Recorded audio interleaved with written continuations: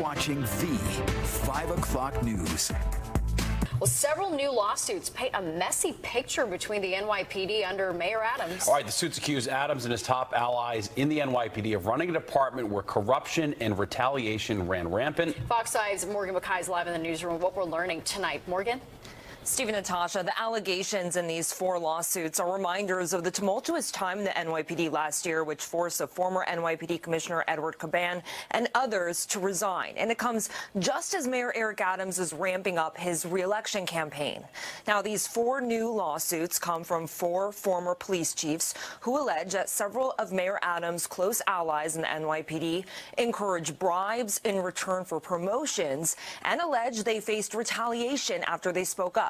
They also allege that Mayor Adams knew what was going on and approved it.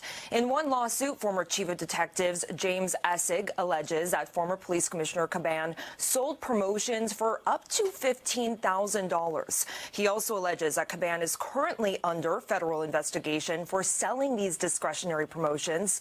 Caban resigned last year after his home was searched and his phones were seized by federal investigators. He has not faced any charges, though.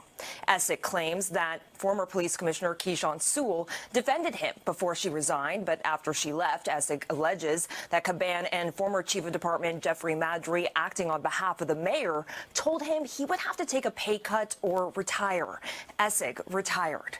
In another lawsuit, former Chief Joseph Veneziano alleges that Maddrey retaliated against him after he investigated overtime abuse and alleges that Maddrey would sign falsified overtime slips. He says he also assisted with an outside probe into Maddrey's conduct and says he faced retaliation by being transferred to the Transit Bureau. Maddrey resigned in December after federal investigators raided his home following allegations he forced a subordinate to perform sex acts on him in exchange for overtime pay. In a statement, a spokesperson for Adams says, quote, "The Adams administration holds all city employees, including leadership at the NYPD, to the highest standards, and our work at the department speaks for itself. We will review the lawsuits." Now, they also name in these lawsuits former Deputy Mayor of Public Safety Phil Banks, who resigned last year amid several investigations, and current NYPD Chief of Department John Schell.